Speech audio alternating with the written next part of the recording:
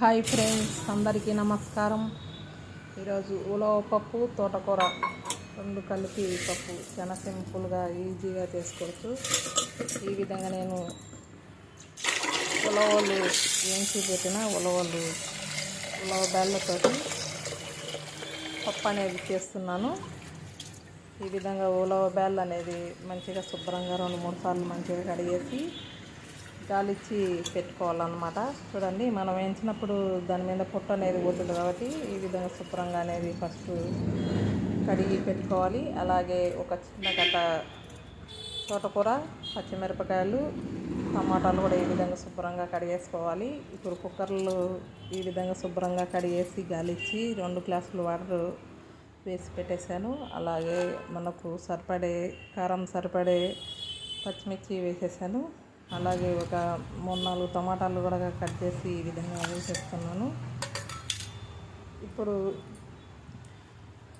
తోటకూర కూడా మంచిగా శుభ్రంగా కట్ చేసి వేసుకోవాలి. నేను ఒక చిన్న నిమ్మకాయ సైజ్ అంత చింతపండు అనేది వేసేస్తున్నాను. ఈ విధంగా తోటకూర కూడా మంచిగా శుభ్రంగా కడిగేసుకోవాలి. లేత తోటకూర వేసుకుంటే కనుక మనకు కాడలతో సహా వేసేస్తే కనుక పప్పు కూడా మంచిగా టేస్ట్ వచ్చేస్తుంది. మన ఆరోగ్యానికి కూడా చాలా మంచిదన్నమాట. మనం టేస్ట్ తగ్గట్టు ఉప్పు అనేది వేసేసాను. అలాగే ఒక స్పూను పసుపు కూడా వేసేస్తున్నాను అన్నమాట. ఈ విధంగా పప్పు కుక్కర్లోకి తోటకూర కూడా కట్ చేసి ఒక 5-6 విజిల్ వరకు అనేది పెట్టేసుకోవాలి. పప్పు ఈ విధంగా ఉలవ పప్పు ఈ విధంగా అప్పుడప్పుడు చేసుకొని తింటే కనుక మన ఆరోగ్యానికి కూడా చాలా మంచిదన్నమాట. కిడ్నీలో రాళ్ళు ఉన్నా కానీ బాగా కరిగిపోయి ఉలవ పప్పు తినడం వల్ల కిడ్నీల రాళ్ళు కూడా కరుగుతాయి అన్నమాట. ఈ విధంగా ఒక 5-6 విజిల్ వచ్చిన తర్వాత దాని మీద మూత తీసేసి పక్కకి వాటర్ వంపేసి ఈ విధంగా పచ్చిమిరపకాయలు, తోటకూర, టమాటా ముక్కలు అన్నీ మెత్తగా రుబ్బేసుకొని తర్వాత పెట్టేసుకోవాలి. నేను తర్వాత పెట్టేది చూపించలేదన్నమాట.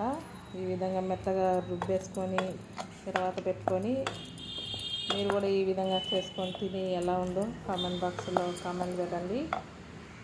వేడి అన్నంలోకి కానీ రాగి సంగట్లోకి కానీ చాలా మంచిగా కమ్మగా రుచిగా ఉంటుంది. ఈ విధంగా మనకు గట్టిగా కావాలంటే కనుక గట్టిగా చేసేసుకోవచ్చు, లూజ్ కావాలన్నా కానీ లూజ్ అయినా చేసేసుకోవచ్చు అన్నమాట. మనం ఇప్పుడు పక్కకి వంచిన వాటర్ కూడా వేసేసి ఇంకా ఉప్పు కారం సరిపోగానే కానీ చూసి వేసుకోండి. మరొక మంచి వీడియోతో మీ ముందుకు వస్తూనే ఉంటాను. Thank you for watching. Bye అండి.